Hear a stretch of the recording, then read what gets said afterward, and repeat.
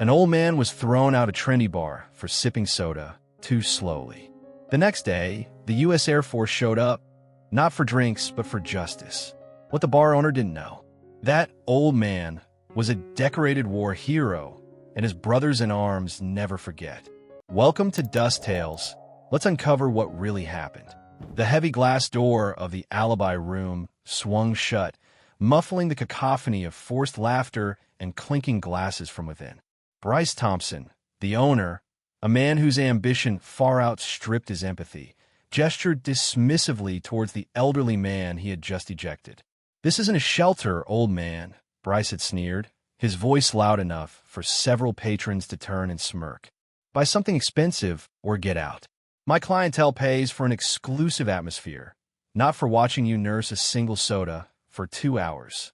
The old man, Arthur Jenkins, hadn't argued. He simply offered a slow, deliberate nod, his eyes, the color of a winter sky, holding a depth of experience and a quiet sorrow that Bryce, in his superficial haste, couldn't begin to comprehend. Arthur adjusted the collar of his worn but clean jacket, the fabric thinned by countless seasons, and stepped out into the fading afternoon light, his dignity a silent rebuke to the rudeness he had just endured. He paused for a moment on the sidewalk, the city's indifferent noise washing over him, before turning towards home, his slightly stooped shoulders carrying more than just the weight of his 75 years.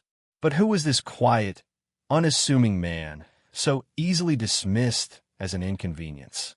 And why, the very next afternoon, did the usually bustling main street outside the alibi room fall into an almost reverent hush as a convoy of gleaming black government vehicles, followed by a discreet passenger van, pulled up with military precision? Why did conversations halt and heads turn as a group of impeccably uniformed United States Air Force officers, their bearing a study in quiet authority, disembarked and made their way, not with aggression, but with an undeniable sense of purpose, towards the very establishment that had cast out one old man? What story lay hidden behind those clear, steady eyes, and what force had now been summoned to remember it? Welcome to QH. Let's uncover what really happened. Arthur Jenkins lived a life painted in the subtle hues of routine and remembrance.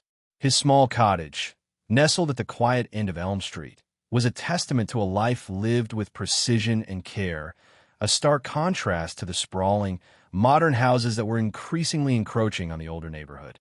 Each morning, he would rise before the sun, a habit ingrained from decades of service, and begin his day with a brisk walk, his gait still possessing a hint of the disciplined stride that had once marched across tarmacs in distant lands. His garden, though modest, was a miniature marvel of order, roses pruned with an almost surgical exactitude, rows of vegetables aligned as if by a surveyor's instrument. It was here, among the quiet growth and the scent of turned earth, that Arthur found a measure of peace. Inside, the cottage was a sanctuary of neatness. Polished wood gleamed softly in the filtered light, and the few photographs displayed told a quiet story. Arthur and his late wife, Eleanor, their smiles captured during a sunnier, simpler time, a crackled black-and-white image of a group of young men in flight suits, their faces alight with the invincibility of youth, standing before a formidable bomber aircraft. He rarely spoke of his past, not out of secrecy, but because it felt like a lifetime belonging to someone else, a younger, bolder version of himself. The medals, the commendations, including a distinguished flying cross earned for valor under unimaginable pressure during a mission long since declassified, were stored away in a simple wooden box in his closet, not as trophies, but as quiet markers of duty performed. His Air Force cap, faded from years of wear, hung on a peg by the door, a silent companion on his solitary walks. Arthur lived on a fixed pension, a modest sum that required careful budgeting, yet he never complained. His weekly visit to the local diner, which had recently been bought and rebranded as the Alibi Room by Bryce Thompson, was a small ritual, a connection to a familiar space where he could sit for an hour with a newspaper and a cup of coffee, observing the flow of life in the town he had called home for so many years. He didn't seek conversation, but the ambient hum of humanity was a comfort. His quiet struggle was one increasingly common among his generation. A sense of being overlooked, of his intrinsic worth being measured by his purchasing power rather than his character or history. The town was changing, becoming louder, faster, more impersonal, and Arthur sometimes felt like a relic, a forgotten echo from a more deliberate era. He missed Eleanor keenly. She had understood his quiet depths, the unspoken language of his long silences, the weight of memories he carried without complaint. He found solace in the local library, poring over books on aviation history, his fingers tracing the outlines of aircraft he had once known intimately. Their engines roar a distant, phantom sound in his mind. His mind remained sharp, his observational skills honed by years of needing to see what others missed, to anticipate, to navigate. He was a man of few words, but profound thoughts, a keeper of stories that the modern world, in its rush, seemed to have no time to hear. His quiet pride wasn't arrogance, but a deep-seated self-respect, a refusal to be diminished by circumstance or the casual cruelty of others. This inner fortitude would soon be tested, not on a battlefield, but in the glib, dismissive atmosphere of a place he had once considered a small, quiet corner of his world. The incident that led to Arthur Jenkins's unceremonious ejection from the alibi room had been brewing for weeks, a slow simmer of Bryce Thompson's growing impatience. Bryce, relatively new to town, had sunk a considerable amount of his family's money into transforming the old, comfortable diner into what he envisioned as a chic, upscale bar, a magnet for the affluent young professionals he believed were the town's future. In Bryce's meticulously crafted business plan, there was no column for elderly gentlemen nursing a single glass of soda for an hour while occupying prime window seating. Arthur, with his quiet demeanor, his simple attire, and his predictable, modest order, was, in Bryce's eyes, an anachronism, a blemish on the carefully curated vibe he was desperate to cultivate. That Tuesday afternoon, Arthur had settled into his usual booth, the one by the window that caught the afternoon sun. He'd ordered a club soda with a slice of lime and unfolded his newspaper, intending to pass a quiet hour as he always did. Bryce, however, was on edge. A group of potential investors was due later, and he was prowling the floor, his eyes darting everywhere, micromanaging his staff and mentally redecorating. When his gaze fell upon Arthur, a familiar wave of irritation washed over him. He strode over to the table, his expensive Italian loafers clicking sharply on the newly installed hardwood floor. "Look, Grandpa," Bryce began, his voice a low, condescending drawl that nevertheless carried in the sparsely populated room. "I've told you before, this is a business, not a community center. My patrons are here to spend money, to enjoy an exclusive experience. You're taking up valuable real estate, and, frankly, you're killing the mood."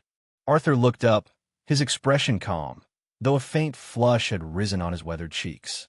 "Mr. Thompson," he said, his voice quiet but firm, "I've been a customer here for many years, long before you." Bryce cut him off with an impatient wave of his hand. "Times change, old-timer. So should your hangouts. This place is evolving. If you can't keep up, you need to move on." He leaned in, his voice dropping to a conspiratorial whisper that was somehow more insulting. "I have an image to maintain. You don't fit." A young bartender, Chloe, who had started working at the alibi room part-time to help with her college tuition, paused in her task of polishing glasses, her face tight with discomfort. She'd noticed Arthur on previous occasions, had even exchanged a few pleasant words with him, finding his quiet dignity a refreshing change from some of the louder, more demanding customers. She saw the subtle tremor in Arthur's hand as he carefully folded his newspaper.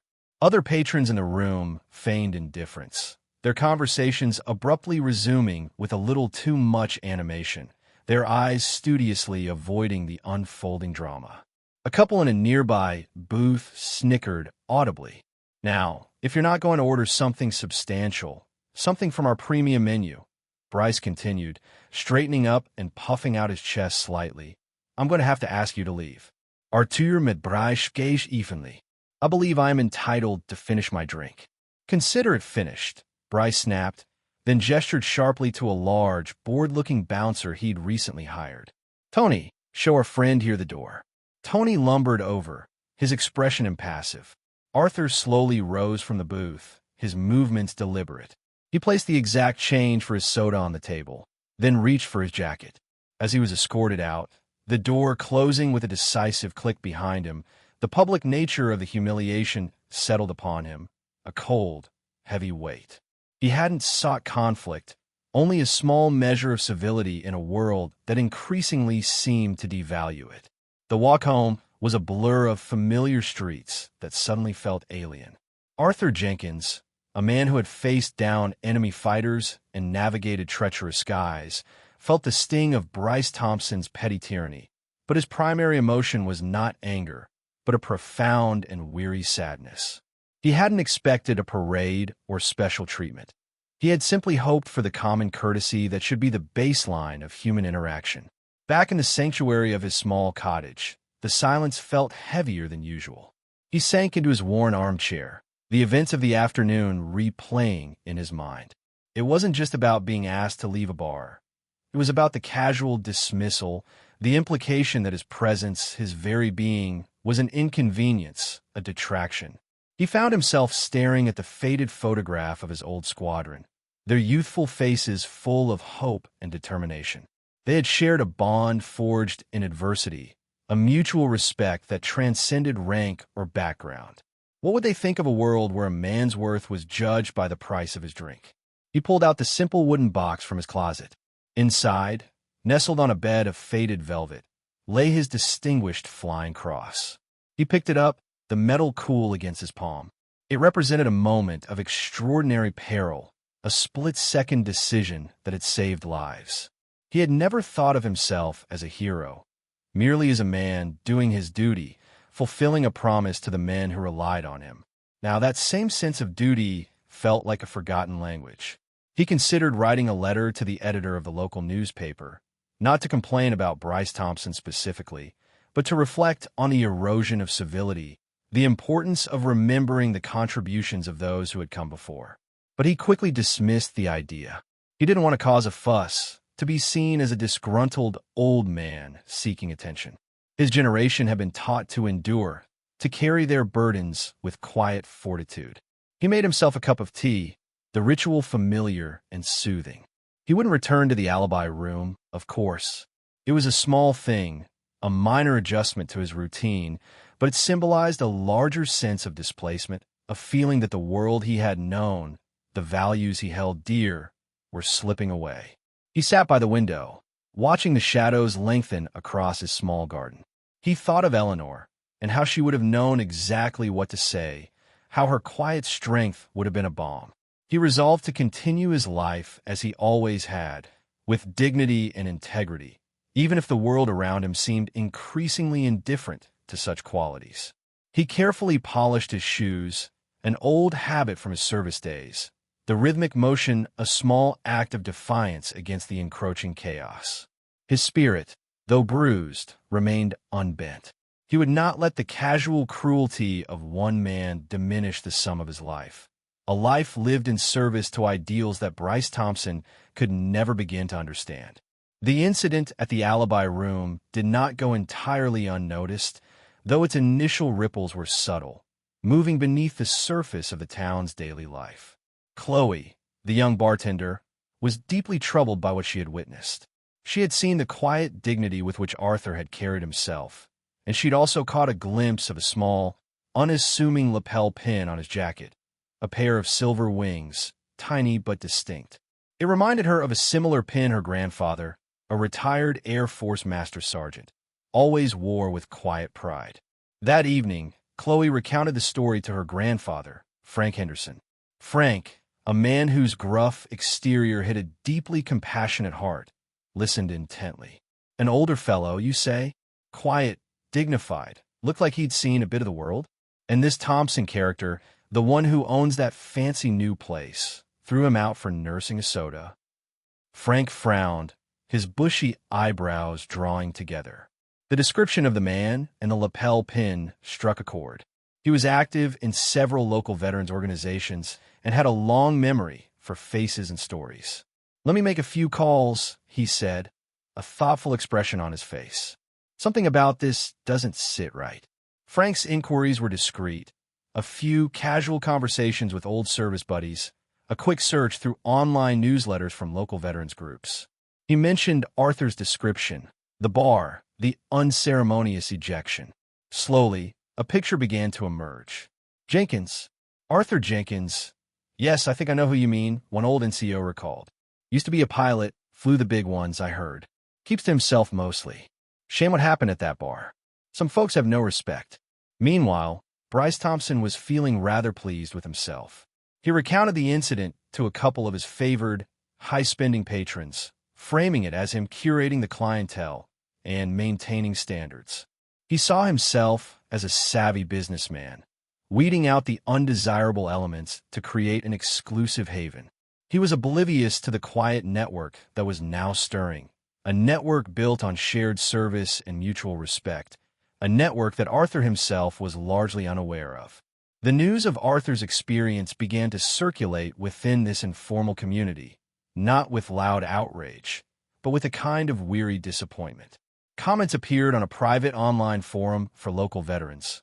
Heard about an old Air Force man getting shabby treatment at the Alibi Room. Not surprised, given the new owner. Another added, we should make a point of taking our business elsewhere. There was no call to arms, no plan for confrontation, just a quiet dissemination of information, a collective sigh for another instance of disrespect. Arthur, for his part, continued his solitary routine, the sting of the previous day's humiliation slowly receding, replaced by a quiet resignation. He spent the morning in his garden, the familiar tasks a welcome distraction. Then, in the early afternoon, he received an unexpected phone call. It was from an old squadron mate, Tom Carmichael, a voice he hadn't heard in nearly a decade. Tom, prompted by a tangential inquiry from Frank Henderson's network, had decided to reach out. They spoke for nearly an hour, reminiscing about old times, shared experiences, and friends long gone. The call was a balm to Arthur's spirit, a reminder of the camaraderie he had once known so intimately. It left him feeling less alone, a flicker of warmth in the quiet landscape of his days, though he had no inkling that this call was part of a larger, unfolding response to the slight he had endured. The stage was being set, not for a battle, but for a powerful, dignified statement, orchestrated by men and women who understood the unwritten code of looking out for their own. The following afternoon, the Alibi Room was humming with its usual lunchtime crowd. Bryce Thompson surveyed the scene from his preferred perch near the bar, a self-satisfied smirk playing on his lips. He was expecting the investors later and felt confident that the ambience was just right, trendy, a little loud, and conspicuously free of anyone who might lower the tone. Suddenly, the rhythmic thrum of conversation faltered. Heads began to turn towards the large front windows. 3 sleek black SUVs, their windows tinted, government plates gleaming discreetly, pulled to a smooth stop directly in front of the establishment. They were followed by a dark-colored 15-passenger van that parked with similar quiet efficiency. A hush fell over the Alibi Room. From the vehicles emerged a group of men and women, their movements economical and precise. There were perhaps a dozen of them, a mix of ages and ranks, but all wore the immaculate dress blue uniform of the United States Air Force. Their silver insignia glinted in the afternoon sun, eagles, stars, chevrons, each a symbol of rank, responsibility, and years of dedicated service. They didn't march, but their coordinated entry into the Alibi Room had the undeniable impact of a formal delegation.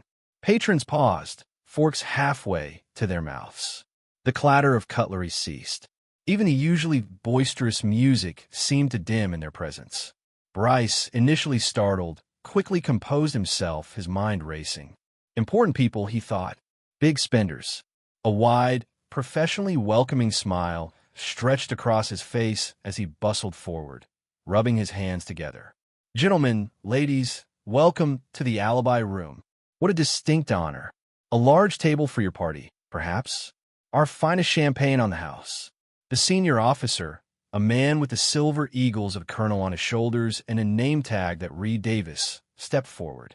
His expression was polite but unreadable, his eyes holding a calm, unwavering focus. He was flanked by a lieutenant colonel and a chief master sergeant, their faces equally composed. "We're not here for drinks, Mr. Thompson," Colonel Davis stated, his voice not loud, but carrying clearly throughout the now silent room. "We understand an acquaintance of ours, Mr. Arthur Jenkins, was a patron here yesterday." Bryce's ingratiating smile faltered, replaced by a flicker of confusion, then dawning, uneasy recognition. "Jenkins," he repeated, the name tasting unfamiliar and vaguely unpleasant on his tongue. "Oh, the old fellow. Yes, well, he's not here at the moment. In fact," Bryce added, attempting a confidential, man-to-man tone, "I had a little situation with him yesterday. Had to, ask him to leave. Not really fitting our target demographic, if you catch my drift. Bad for the image I'm cultivating." He gave a slight, dismissive laugh, expecting a nod of understanding from these obviously discerning individuals. Instead, Colonel Davis's expression, already reserved, seemed to crystallize into something harder, colder. The air in the alibi room grew distinctly chilly. "Our target demographic, Mr. Thompson?" Colonel Davis queried, his voice still even but now edged with an unmistakable steel. "Mr. Arthur Jenkins is Lieutenant Colonel Arthur Jenkins, United States Air Force, retired. He served this nation with distinction for 30 years. He flew B-52 Stratofortresses during some of pivotal history's most precarious moments, accumulating thousands of hours in strategic reconnaissance and deterrent patrols. Later, he transitioned to training new generations of aviators, imparting wisdom and skill that are still serving this country today." As the colonel spoke, each word landed with deliberate weight. The patrons in the alibi room were frozen, their attention utterly captivated. The couple who had snickered at Arthur the previous day now stared intently at their water glasses, their faces flushing a dull red. Chloe, the young bartender who had since given her notice, happened to be picking up her final paycheck and stood near the service station, a small, vindicated smile playing on her lips. The lieutenant colonel accompanying Davis stepped forward almost imperceptibly, holding a sleek tablet. With a tap, he projected a crystal-clear image onto a blank section of the wall behind the bar. A photograph of a much younger Arthur Jenkins, his face resolute, standing proudly beside a massive, imposing bomber aircraft, his flight suit adorned with the very wings Arthur still wore as a small lapel pin. "This Arthur Jenkins," the lieutenant colonel said, his voice resonating with quiet pride. Bryce Thompson stared at the image, then back at the stern-faced officers before him, his jaw slack, the color draining from his face. He stammered, I had no earthly idea. He never said. He just looked like any other." Colonel Davis interrupted, his gaze unwavering. "And why, Mr. Thompson, should that matter? Does a man need to present a resume of valor to be treated with basic human decency in your establishment? Lieutenant Colonel Jenkins is a recipient of a Distinguished Flying Cross for extraordinary heroism during an in-flight emergency over hostile territory, an action that saved his aircraft and the lives of his entire crew. He also holds multiple air medals and commendations for sustained operational excellence." The colonel paused, letting the silence in the room amplify his words. One of his former squadron commanders, a man who now wears 4 stars on his shoulders and advises at the highest levels of our nation's defense, heard about the discourtesy shown to one of his finest former pilots. He expressed a keen interest in the type of establishment that would deem such a man not their demographic. He suggested we might pay a visit, extend our compliments on your unique approach to hospitality. The sarcasm, though subtle, was biting. The Chief Master Sergeant, a woman whose ribbons denoted a long and storied career, added quietly but firmly, "Sir, Lieutenant Colonel Jenkins has never asked for recognition for his service. He is a humble man, but the United States Air Force, and those of us who serve and have served alongside men like him, we do not forget. We came here today, Mr. Thompson, simply to understand, to see for ourselves the place that found no room for a man of his caliber." Bryce Thompson was speechless, his earlier arrogance completely deflated, replaced by a visible sheen of perspiration on his forehead. The weight of the Air Force's quiet, dignified presence, the irrefutable evidence of Arthur's distinguished past, and the unspoken condemnation in their collective gaze, was a far more potent rebuke than any shouted accusation could ever have been. The immediate aftermath of the Air Force delegation's visit was a study in stunned silence and dawning shame. Bryce Thompson, visibly shaken, began to stammer out a series of flustered apologies. "Colonel, I'm so terribly sorry. This is a grave misunderstanding. If I had only known who he was. I assure you, this establishment deeply respects our servicemen and women. It was an error in judgment, a terrible, terrible error." Colonel Davis held up a hand, halting the flow of excuses. "Mr. Thompson," he said, his voice devoid of anger, but carrying an undeniable finality, "the issue is not that you failed to recognize a decorated officer. The issue is that you failed to recognize a fellow human being deserving of basic courtesy and respect, regardless of his perceived status or the contents of his wallet. That is the error in judgment that concerns us." The team of Air Force personnel did not linger. Their purpose had been achieved, their message delivered with quiet precision. As they prepared to depart, one of the younger captains, a woman with pilot's wings gleaming on her uniform, stepped forward and placed a small, perfectly folded American flag on the polished surface of the bar. It was a standard casket flag, the kind presented to the families of fallen veterans, but in this context, it felt like a solemn tribute and a poignant reminder. "Perhaps," she said softly to Bryce, "this will serve as a reminder of what service, and indeed simple decency, truly means." With that, they turned and exited the alibi room as calmly and efficiently as they had entered, leaving behind a room thick with unspoken thoughts and the lingering scent of jet fuel and quiet authority.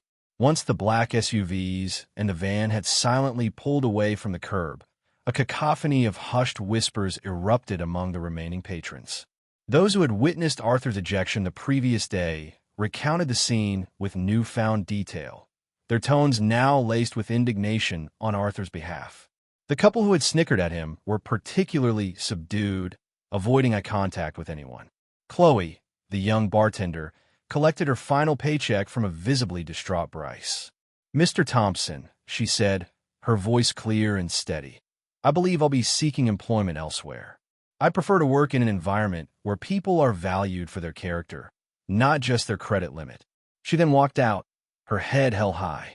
Bryce was left standing amidst the wreckage of his carefully constructed image, the small, folded flag on his bar a stark symbol of his profound miscalculation. News of the Air Force intervention at the alibi room, as it quickly became known, spread through the town with the speed of a summer storm. Social media buzzed with accounts, embellished and otherwise, of the uniformed officers and their dignified rebuke of the arrogant bar owner. The local online forums lit up, and soon, even the town's small newspaper was making discreet inquiries. The reputation of the alibi room, once Bryce's shining ambition, began to tarnish rapidly. The broader impact of that quiet, uniformed visit rippled outward, touching lives and changing perceptions in ways no one could have initially predicted. Business at the alibi room took a precipitous dive.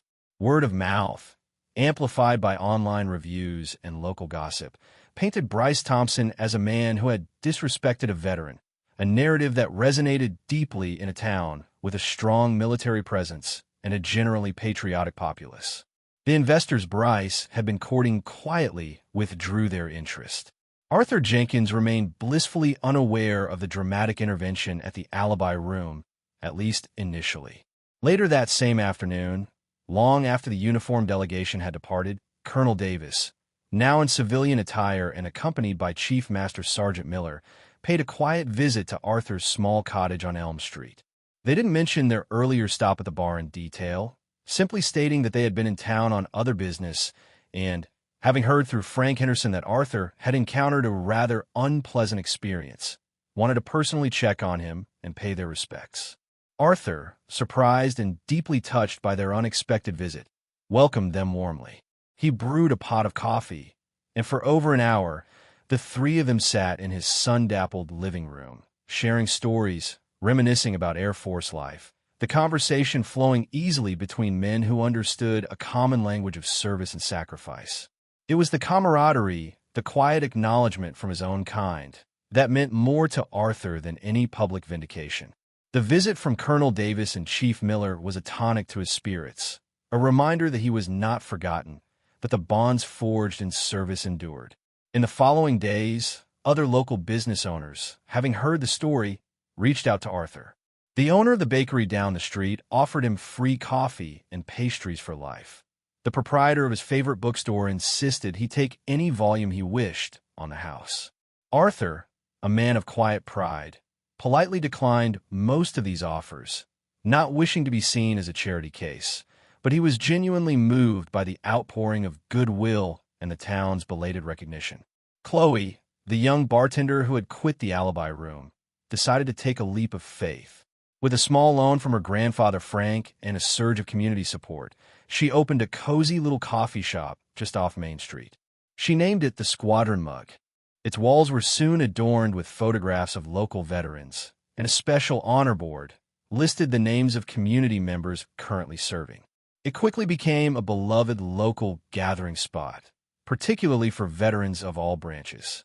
Arthur Jenkins was her very first customer on opening day, and his quiet presence became a regular, welcome fixture.